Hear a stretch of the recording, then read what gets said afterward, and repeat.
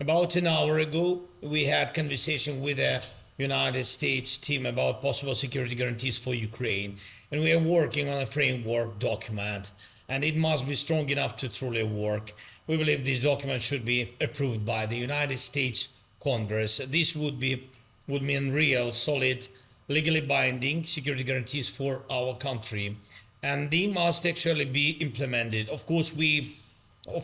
working model of security guarantees is impossible, and we underlined it, impossible without Europe and all members of our coalition of the willing, from Canada to Japan, Australia, and New Zealand. Thank you all. Everyone's contribution matters, and I believe most of you already know what is needed and how this can work. And now we need to coordinate everything so that the Americans are fully on board in every process. Yesterday we also talked with American team about an economic agreement and what U.S. involvement could look like in Ukraine's recovery and post-war development.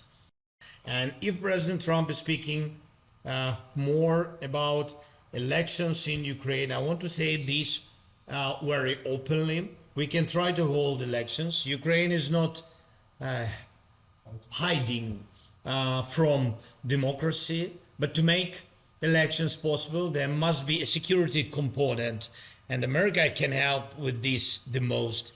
If there is a need for elections now, there must be a ceasefire at least during election process and during voting, and this is something that must be discussed. And honestly, we think here in Ukraine that America should speak to the Russian side about this.